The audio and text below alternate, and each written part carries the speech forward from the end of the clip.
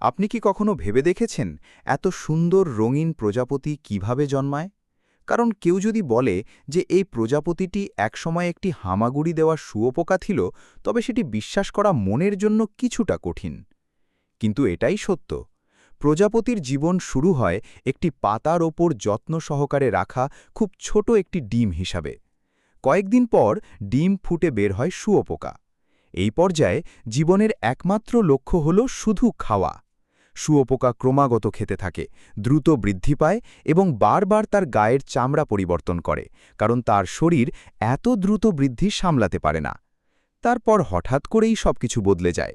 শুঁয়োপোকা খাওয়া বন্ধ করে দেয়, নিজেকে একটি ডাল বা পাতার সাথে আটকে ফেলে এবং নিজের চারপাশে একটি খোলস তৈরি করে, যাকে আমরা কোকুন বা গুটি বলি। বাইরে থেকে সবকিছু শান্ত মনে হয়, যেন জীবন থমকে গেছে। কিন্তু আসল পরিবর্তন ঘটছে ভেতরে। শুঁয়োপোকার শরীর প্রায় ভেঙে যায়, গলে যায় এবং সেখান থেকে একটি নতুন শরীর তৈরি হতে শুরু করে। ডানা, চোখ, অ্যান্টেনা এবং সম্পূর্ণ নতুন একটি রূপ। এই প্রক্রিয়াটিকে বলা হয় মেটামরফোসিস বা রূপান্তর। কয়েকদিন বা সপ্তাহ পরে কোকুন খুলে যায় এবং প্রজাপতিটি বেরিয়ে আসে। শুরুতে এর ডানাগুলো নরম থাকে, তাই এটি কিছুক্ষণ অপেক্ষা করে।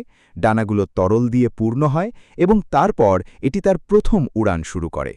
এটি একই জীবন, একই ডিএনএ, কিন্তু রূপ সম্পূর্ণ বদলে গেছে।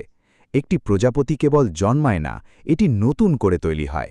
আর এই কারণেই এর যাত্রাকে প্রকৃতির সবচেয়ে বিস্ময়কর এবং সুন্দর রূপান্তরগুলোর একটি হিসাবে বিবেচনা করা হয়। আপনি যদি এমন বিজ্ঞানের গল্প পছন্দ করেন যা দৈনন্দিন বিষয়গুলোকে নতুন দৃষ্টিভঙ্গি থেকে ব্যাখ্যা করে, তবে আমাদের সাথেই থাকুন।